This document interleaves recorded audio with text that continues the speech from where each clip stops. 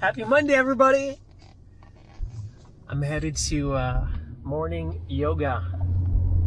Thought I would vlog this day, because why not? I go to yoga once a week, nothing crazy, but kind of need to at this point in my life. I'm going to yoga and just stretching and all that kind of stuff. Nothing crazy, it's like this vinyasa yoga class, like flow. But I like going to it because it kind of sets off the day. I'm like, all right, I'm up, I'm working out, you know. I usually crash like right afterwards, but I like going to this thing. I'm exhausted. I am not a morning person at all. In fact, I am envious of morning people who can just wake up and go. It's not me. I'm usually up to I used to be up to 2-3 o'clock in the morning. Like, that was my average. So, God, I'm exhausted right now. But it's all good. It's all good. Hope everyone's having a fantastic day. Even though you're probably still asleep, because why would you be up at 6 something in the morning? The class is from 7 to 8 at Crunch Gym. It's where I work out. I still have my membership there, and I still go and work out and run there. Like I went last night. Like I said before, working out really keeps me centered. But I tell everybody who's interested in working out, I'm always like, find something you like doing, because I don't think it's enough just going to the gym. I think you have to really find something you enjoy, because otherwise you're going to stop doing it. So I don't love going to the gym, but I like it enough where the running or yoga I can feel the difference. Oh my God. No complaining. This is good. I love this. I love being half asleep. I shouldn't even be driving and vlogging right now, but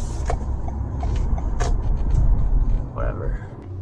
Moving. This is my gym. God, it's so bright here. It's a parking garage. It has this laboratory feel to it.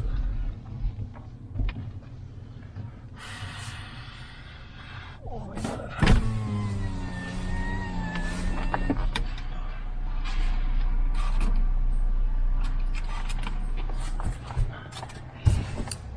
I seriously have no idea how I worked the job for so many years and kept a steady workout schedule. It is so hard.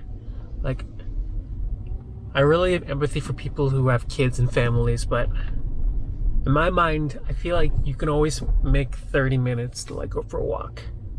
But I don't have kids, so what do I know? One of the easiest things about LA is when I was living in New York, just getting anywhere was such a battle, because you had to fight subways and people. Here it's getting somewhere. It's really placid, right? You just show up, get in your car, drive somewhere. It's kind of easy, but I think that's why people in LA are kind of spoiled. Live in New York for a year, man, it sucks. Holy shit, it's so cold outside. Let's go. So I made it to the yoga room. Look at this. This is it. I'm usually the first one here. That's pretty much a rarity, but I set my alarm super early just so I can get here, because I hate being in the front of the room. It's I'd rather just be in the back, hidden. It's kind of how I live my life. I mean, I'm a talent and personality, but definitely don't like being the center of attention. I feel so much better when I finish. I never used to believe that stuff, yoga and whatever, but as you get older, God, I hope there's a class today. That would suck. I just woke up and drove all the way here. I usually come in on Wednesdays. I didn't even bother to check the schedule if there's a class on Mondays or not. I just assumed there's always yoga here. God, I would not be surprised if I did that, but stay tuned, we'll find out. Okay, checking back in. It's like 6:56. The yoga instructor did come, but I'm the only person in this class. That'd be kind of weird. Just me and her, it's like a private thing. She's like 22 or something, so I hope somebody shows up because I don't want like a Me Too case against me. Yay! We're done with the yoga class. Like, I love it, but I also so glad when it's done. It's out of my day. I was thinking, well, this morning actually during yoga, which is not something I'm proud of because I wish I was more present.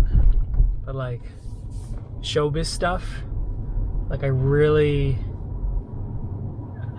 trying and I have goals, but I really don't give a fuck anymore if I make it or not. It's just what it is. And I think maybe it's because I feel like I'm old and just, I don't know. I just feel like I went through all that point of suffering, which is a good thing. And I was like, if I can just get my personal life like that, where I just don't care anymore and just don't overthink things, because now that kind of stuff depresses me way more than the showbiz stuff. Showbiz used to be like live or die for me. Now it's like, let me just try. If it happens, it happens. It's more like stoic. But personal stuff still affects me day to day. So, and I thought I would share that for some weird reason. Mondays used to depress me like no other. Because on Mondays, everybody goes to their job. Like they have like a place to go to. And I'd wake up and be like, all right, what am I going to be doing today? Like I got to figure out a way to make money or, get a stand-up gig, or it's just this constant hustle. It's definitely not easy. But I went to this party on Saturday night. I rarely socialize. People, my God, a lot of, hey, you're seeing all of Tarun Shetty. I don't really like to socialize too much because I feel like I always have to pretend and turn it on. Even like if I FaceTime my mom, if she's around people, I hate it because it's like, then I gotta, hey, what's up, auntie? How are you? Put on this fake persona. I like to just be me. And usually people can't handle that, which I don't blame.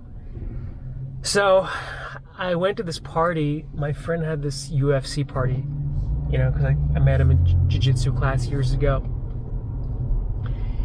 And I walk in there, and first thing he says is, he's like, this is, a lot of people there, and he's like, this is Tarun, he's a dancing star. He's just trying to, be a nice guy.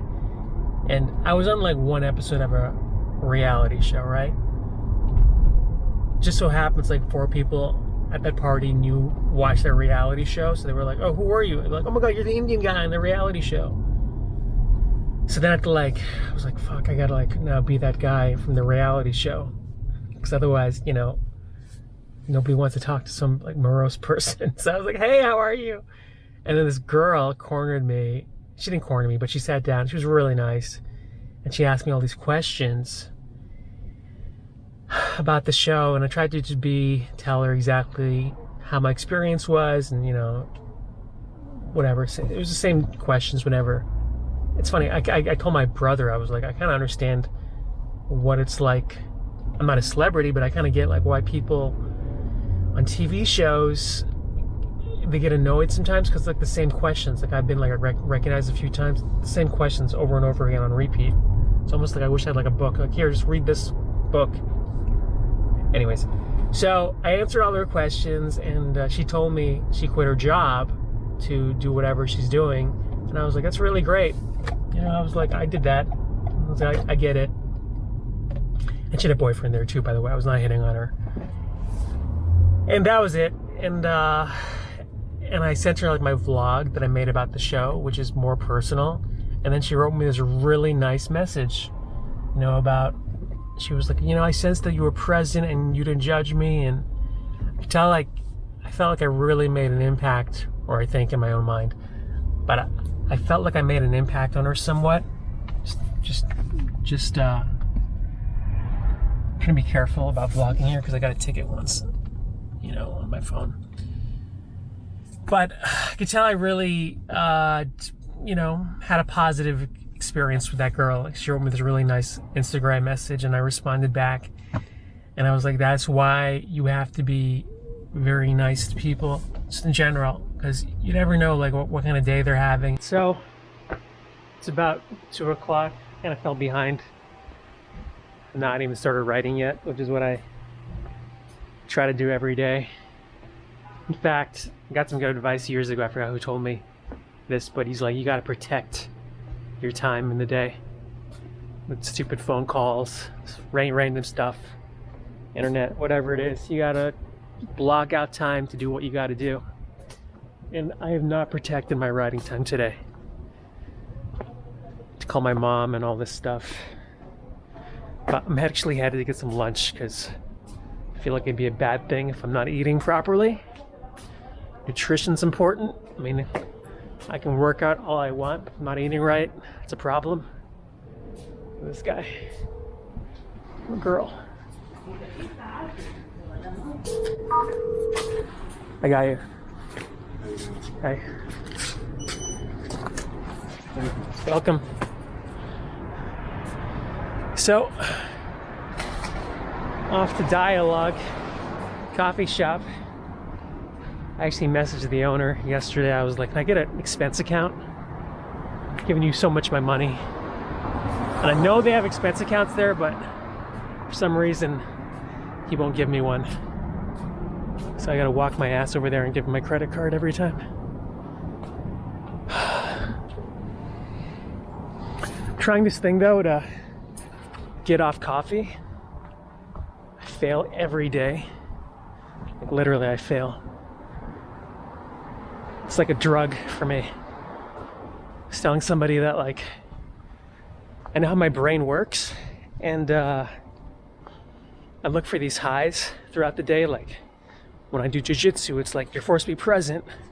When I drink coffee, you have this caffeine rush. When you do stand-up, it's like another rush. Like I'm always looking for these escapes from reality. I don't know if anybody else does that, but I definitely do that. So I'm kind of like this drug addict. Sorry, I can't speak English. Anyways, it's a nice day in California. Always sunny in California, right? Today I'm gonna get a egg white sandwich or something healthy because I went to yoga this morning, and I feel like I should probably just try to watch what I eat. Plus, like, everybody in LA is in like ridiculous shape. Most people are, or they're just super young, so they've got like the youth genes going. So for me, I've got to be on top of my health, especially like when I'm acting and stuff. Like, you know, I'm not the fat dude, so I gotta be. I fit in the category of, oh, he's like the good-looking, you know, tall guy. So I gotta maintain this somehow. Nobody ever sees the work though that you gotta put into working out. It's like non-stop. Got my food. Excited about this. It's like an egg white omelet. No expense account. It's fine. There was a comedian there who I know. It's a funny story. I have actually done road gigs with this guy, like driven to Nevada with this dude like years ago. And then he was in the news because he was on trial for like rape. I guess he went to some comedy club and like the waitress like accused him. So he was on trial like in Colorado or something. I don't know. So he got like blackballed from like every comedy club. And then I performed at this youth hostel like last month, and he was booked, and it was me and him, and the booker was like, yeah, nobody else wants to perform with this guy. But I have like nothing against him because, I mean, he was proven innocent, so it's like, you know? I don't know, I'm pretty nice to everybody. But it must be hard, because he was like a big voiceover guy, and he told me that his voiceover agent dropped him, probably because of their rape trial. Shit, it's like a leaf blower, so I'll just stop here. But anyways, it's funny, everybody in Hollywood like has like their own little story, right? It's like we're all going through something. I mean, I have my own shit, but definitely not on trial for rape. It's Monday night, headed to the Comedy Store. It's like a 20-minute walk from my house. I used to go there every Monday. I'm passed for development spots there, which means like I'm not like a regular, but I can still get spots during the week that aren't paid. But then they changed over bookers, a whole new booker, like 3 years ago, and I stopped getting spots, period. Like, he never liked my comedy, so I kind of stopped just hanging out there because it was kind of hard for me, because I spent so many years at that club, and then all of a sudden I got no more spots. So, you know, it's part of comedy. Sometimes things just, they're not permanent, right? So I still go there every Monday though, because I've got a lot of friends who perform there, and all my friends are headliner comedians. So it's a good, like, almost like an airport where I can just see them like one day a week and hang out for an hour. And you know, the door guys know me, they don't charge me, so I can just go in and kind of walk around, but I don't go there for the comedy. Like, I'm at a point now where I cannot enjoy stand-up comedy. It does not interest me. I truthfully only have a few comedian friends. I don't like hanging out with comics too much, or comedy clubs.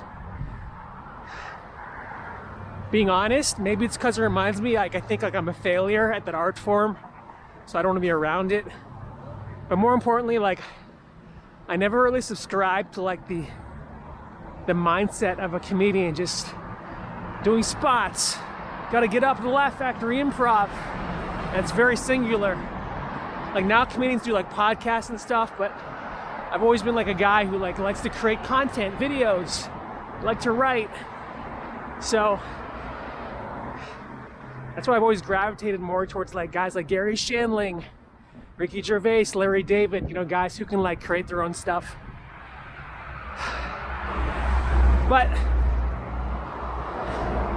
I do like comedians in general. I love the fact that there's no filter. I can say anything I want, nobody gets offended. And I've been around long enough, like 20 plus years, where comics know who I am and they trust me.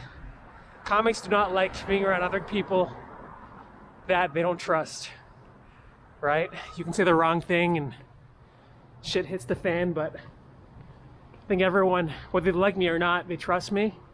And I can kind of just show up like, just sit in the back and really nobody notices except for my friends. But you'll see, it's a total circus. So many new comedians every week move to LA and just try their hand. But I like this walk in general. It's a nice 20-minute walk, even though traffic is kind of crazy. Look at this.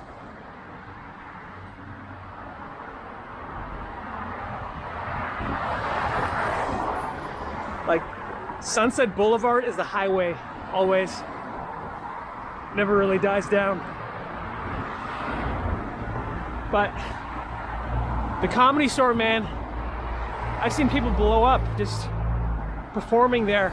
You get seen by the right people, start getting some momentum. I've also seen people die there because they think once they're into the Comedy Store, they don't need to perform anywhere else. And it's almost like a death trap because you get lazy. And that's the only place they really get up at. You know, you really got to be throwing your darts out all angles. I kind of was like that too, because when I was performing at the store, all I did was perform at the Comedy Store and this room called the Westwood Brewing Company. I did that for years. Didn't even try to get up anywhere else. And I was like, this is good. But really, that was like the worst thing I could have done. I should have been trying to just do other spots, other clubs. Because now it's like, my spots are kind of few and far between. Like I can still headline on the road, but like, I don't have like a home base anymore. You know? That makes me sad sometimes. I wish there was like a place I could go to. But, you know, sometimes you gotta just keep moving on, right?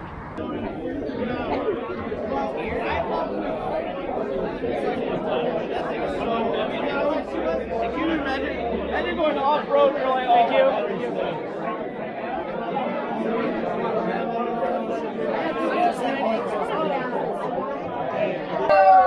I'm at the store, friend Elliot, like I was saying, I hang out with my old friends. So he's always on the road traveling. 2 Comedy Central specials. It's really funny, look him up. It's hilarious. I'm up in a couple. Anyways, it's a private conversation. Alright, that was fun. Comedy Store.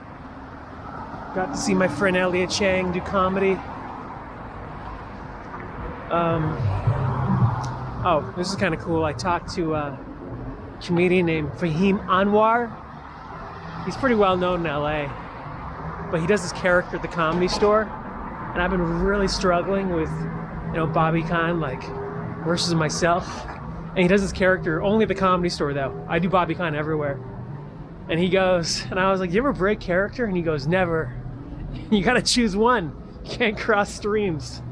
And that made a lot of sense to me because I feel like it's just weird suddenly just dropping the facade. Sometimes I think, like, when I stopped getting spots at the Comedy Store, I was kind of sad about it. And I was like, man, I wasted all those years at the Comedy Store hanging out. But then I think, you know, things have a lifespan. Okay, even TV shows, comedy clubs, and that's the universe's way of telling you it's time to move on.